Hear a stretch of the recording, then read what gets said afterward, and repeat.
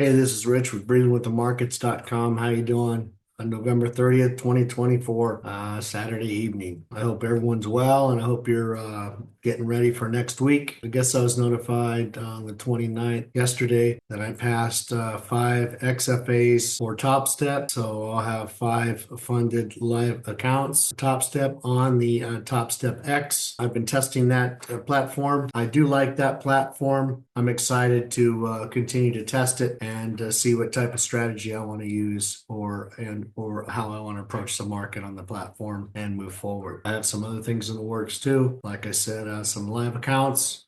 And I have some plans that I've mapped out for 2025. When I'm finished with that, I will show you the results. I'm documenting as much as possible and going to be transparent. We'll go from there. Let's check it out. See if I can adjust it. Top step over here to the left says Top Step 5. All the way to the right, November 29th on 2024. It says you're a top step funded trader. Now what? Yeah, I agree. Now what? Anyway, so these are the 5 accounts that I just passed. I passed these accounts in 2 days, and we'll go from there. I'm excited to work on Topstep X platform. I do like it. I do pay for TradingView, Quantower, and other brokers, obviously live brokers. Put everything in one basket. Something about trading is that we all see the market differently. And from my experiences in the market, when I look at other trades and there might be another trader, I took a trade and I actually took the same trade, for example, and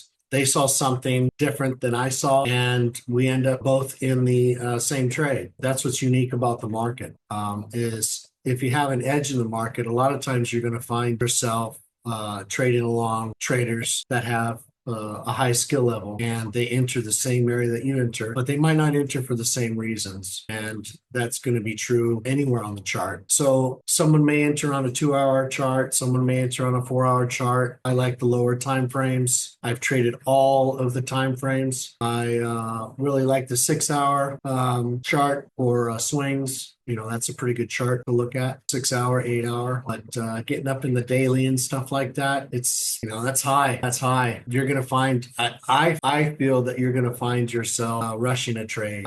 If you're scoping out the daily and waiting for a daily setup. The lower you go down in time frames, I think the better experience you're going to get and the better trader you will become. That's my honest opinion. So if you want to get the experience, drop down to the lower time frames and continue to trade a faster market.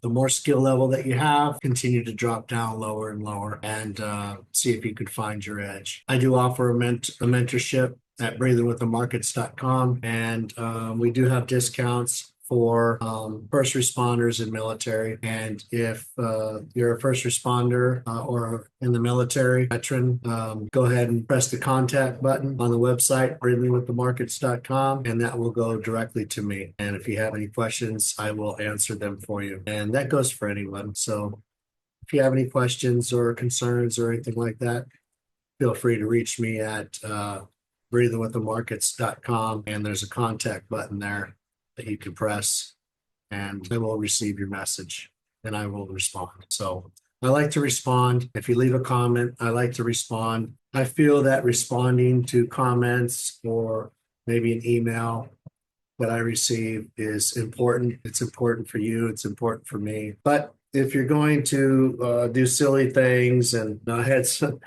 someone the other day me an email, and basically I wasn't going to post a name or nothing like that, but I was almost going to post an email, and the email was basically this gentleman, whoever it was, maybe it was a fake, said, "Oh, all I have is $200, and I really want the mentorship. I'm willing to, hope you understand. I don't have a job, and I'm just trying to work and try to get things together for the family. And first of all, why would you even try to get mentorship if you don't even have a job? A lot of this stuff is bullshit. So that's the stuff that I just don't have time for. I don't have time for naysayers and haters or people that can't even invest in themselves. If you can't invest in yourself, then it's not worth it. It's not worth it. Don't even try. You have to have self-worth. If you have self-worth, then you're going to invest in yourself, and it doesn't matter how much it costs. If you want to spend $10,000 in your education, go ahead and do it. Make sure that you're getting your money's worth. That's all. To try to just troll YouTube, try to get stuff for free, get stuff for cheap. I believe in mentorships. I believe in sports. If you have children in sports, you go out and you find a good coach on the side, besides, within the group, and you get one-on-one coach. That you cannot replace one-on-one coaching and a one-on-one mentorship. It's impossible to replace that. Books, what in the hell are books going to do for you? You can read and read and read every day. I'll be honest with you. Straight up, that's not going to help you trade. I don't believe it's going to help you trade at all. That's my opinion. I don't believe Bill Gates, Elon Musk, Vivek, I don't believe any of those guys sat there in the bedroom all the time or on the couch, on the beach, reading a book. I don't believe it. Now, they may read books, but they're not reading books on how to become a better business person. I don't believe they read a book on how to operate a business. They had, the drive, integrity, work ethics, working 60, 80 hours a week, up all night, grinding all day. So if you want to read something, go ahead and read the chart. Read the history of the chart. Go back. If you like history, I hate history. I hated history in school. And it's just boring to me. I like things that are in reality, nothing that's fake. I hate fake stuff. So the only book that I think that I really read was a book called The Millionaire Next Door. And I read that in about 1998, 99. I read The Millionaire Next Door. It was a good book. It was a good book. And I would highly suggest it. But it didn't, I look back and I think about some of the things that the author said in the book.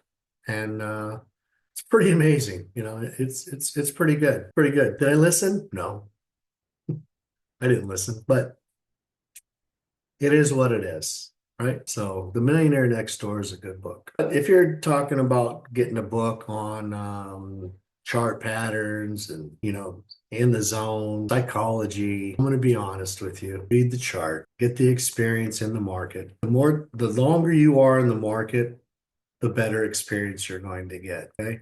You can read all the books in the world. It's not going to help you in the market. You need time in the market. You need trades in the market. You need to pump out those trades in the market, whether it be on a demo or live. And I'm not a demo person either. It is what it is. But when I have mentees go through the program, they're learning an edge in the market. It is a skill. So why not go on a demo, not to look and see if you're profitable or not? Because if you have the skill, you're going to have a high probability trade, right? So don't worry about the money on a demo. All you're doing is you're practicing a skill. It'd be like going to the batting cages, and you have a batting coach and you get up there and, pitches are coming in and they're coming in the same general area every time off a machine, and you're just taking your hits. You're smacking the shit out of it. So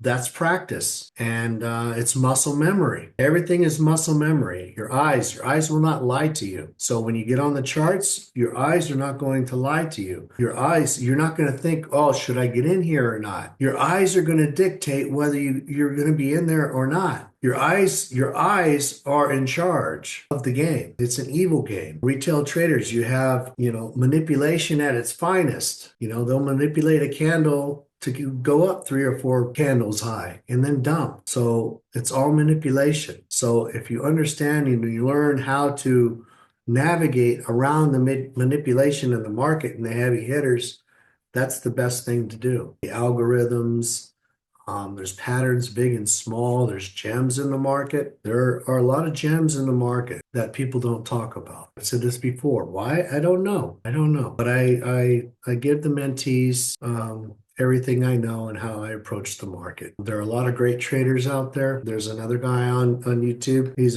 a great trader. I like him. I'm not going to name his name or anything like that, but good guy. He's a good guy. Actually, there's more than one, but 98% of them full of shit. Just my opinion. But there's some good people out there. Very few.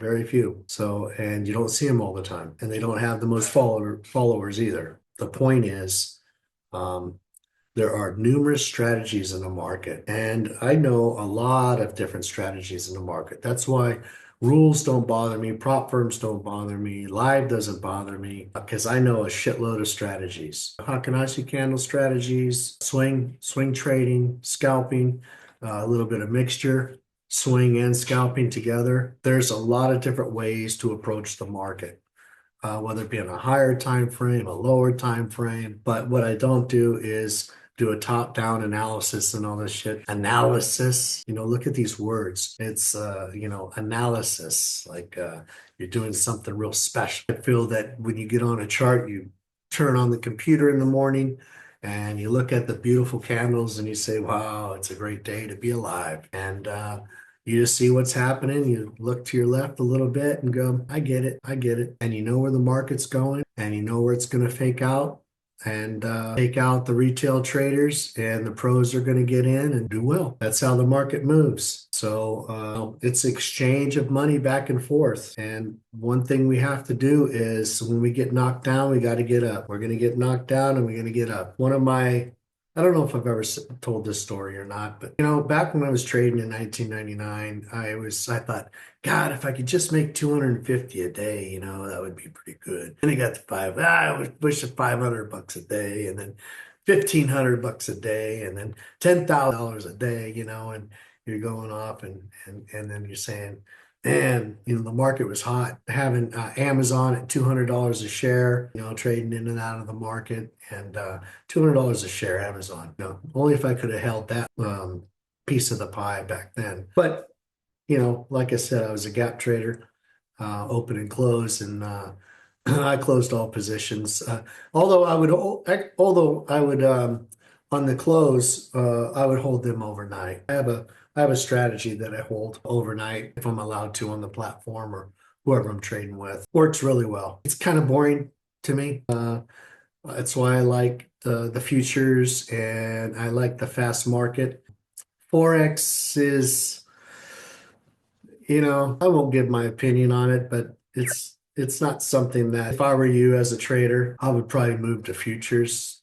I've traded options, stocks, and all of that stuff, and futures is going to be the home for a while, but it's a nice market. It is a nice liquid market, and my honest opinion is futures over Forex, and I have a lot of experience in the market, and I know some other good traders out there tell you the same thing. Take it for whatever it's worth. If you don't fall in love with the market, I moved to Forex, traded the Forex market only because I wanted to see if I could beat the hell out of it and if I could get into all the positions and ride the hell out of the market. And I can. It was not an easy task to figure it out, but I did. I figured it out. So, and like I said, it wasn't easy, but I did. I figured it out. So I could take numerous positions in that market at the same time without stop losses. I have no problems with it. And rotate those stocks 24/7 without a stop loss. That's another thing is, I don't know if you can hear me from my voice, but I haven't been feeling very well lately. But I don't know what's going around, but it seems like everyone's getting it. But stop losses, people talk about money management and they automatically assume, oh, the retail trader doesn't use a stop loss. All of this bullshit.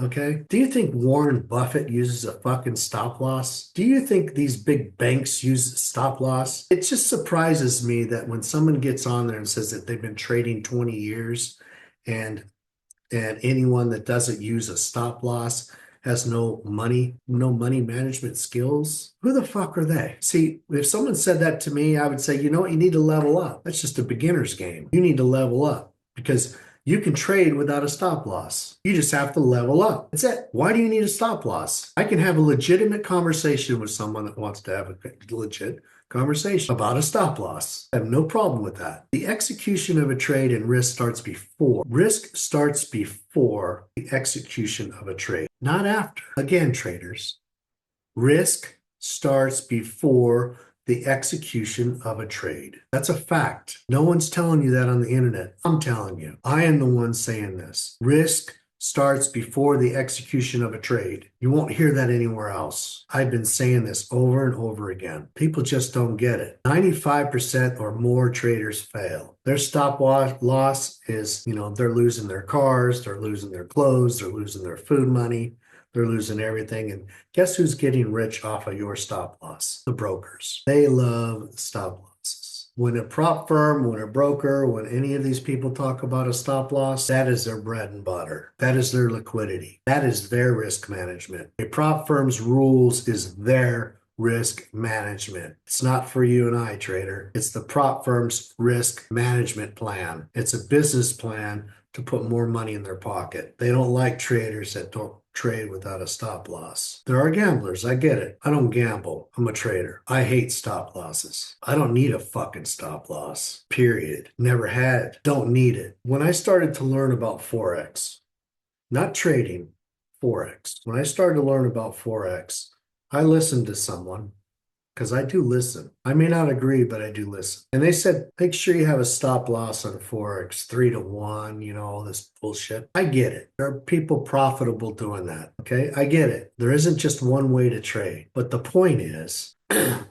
I tried that shit. Not good, traders. It's not good. I know how to trade. Having a stop loss, not good. That's my humble opinion. Learn to trade without a stop loss. Now, I'm not telling you if you don't know how to trade and you don't have a skill to go out, because this is an educational channel and for entertainment purposes only. And a full disclosure is you are in charge of your financial gains and mishaps. If you lose your ass in trading, you are responsible for that. If you win, you are also responsible for that. No one should get in the market unless they have a skill. I don't give a fuck how much money you have. You must have a skill. Who cares if you have 5 million in the bank? Who cares? Doesn't mean shit. Do you have a skill that can make that money if you lose it tomorrow? If not, don't get in the market. The market's going to eat you alive. You may get lucky a day or two. Eventually, the market's going to take everything you have if you don't have a skill. That's why you go out and you get a good mentorship. You get a coach. You get a one-on-one with someone that knows what the hell they're talking about. Yes, it's a risk and reward. You have no idea who you're talking to. You have no idea what you're doing when you pay for the education. You have no idea what you're doing when you pay for a mentorship. That is a risk, traders. That's a risk we must take, because without a risk, you have no reward. If you think about it. There's absolutely no reward unless you have a risk involved. When you go out and buy a house, it's the same thing. Risk and reward. Did you do your homework? Are you buying an old house that someone else fixed up? You're paying them the equity. Don't buy a used house. Buy a new house. If you can't afford the big house, buy the smaller home and you get the bigger increase in value. That's a gem for you in the industry of real estate. Don't buy used. Don't buy used. And if you're going to buy a house, buy on just the outskirts of the growth. Don't buy where everything is real busy. Just on the outside of that. And as the growth gets towards you, value goes. Flip it and repeat. Every 2 years, you'll be a millionaire. You'll be a millionaire. So let's get off the real estate. Anyways, the moral of the story is everything is a risk. The market's a risk. Education's a risk. Studying, practicing, everything is a risk. Why is practicing and studying a risk? Because it pulls you into the market, okay? You get antsy. You get anxious, okay? You have no patience to wait. You want to get in there. You think, oh, I'm getting the skill down. I'm getting the skill set down. I'm ready for the market. And you go into the market and you lose your ass. And then you get pissed off. And then you go on tilt. And guess what? All of it's normal. Congratulations. You're learning. Unfortunately, you're going to feel some pain. Without pain, there's no gain. Without blowing up accounts, You don't know what it feels like. Without blowing up $30,000 in a day, you don't know what it feels like. All of those are war wounds. That's going to make you a better trader. That doesn't mean go out and put $30,000 down. Once you blow it up, you go, oh, now I know what that feels like. But you get what I'm saying. You increased your risk and you got bit. The pros took your money. It's a fact. I was cocky one day. We've all been cocky one day in the market, and I got humbled. I went out. I think it was up about $15,000 at the time in the first few minutes of the market back in 99. A knee doctor appointment. I said, I'll be fine. It was on one of the first, it was JBO, JBOE or JBO something, JBO. It was one of the first online banking, I think, back then, but I believe it was JBO. But there was people trying to pump and dump it information the day prior, and back there trying to move the market around. But I was up about $15,000 in about 5 minutes. I went to the doctor, came back, typed on the computer. I was like feeling fucking solid, right? I looked at the screen, I was down $30,000. So that was a $45,000 swing from being cocky. And I got humbled that day. What are you going to do? All I had to do was close, but I didn't have my fix. I didn't have my fix in the market. It was just too easy. It was just fast. It's up 15 grand. Fast, quick. It's like, okay, what do you do? So we learn. So we got to learn to pay ourselves. We must pay ourselves. We must invest in ourselves first, practice and have a skill. And after that, we can go into the live markets or demo account, whatever you feel comfortable with. Work on your skill little by little, and you will become who you want to become. Only if you put in the time. The more time you put in and you study the right things and you do the right things and you're focused on the right things, you will get there a lot sooner than those practicing strategies and education that simply doesn't work. I wish all of you well. Peace, traders.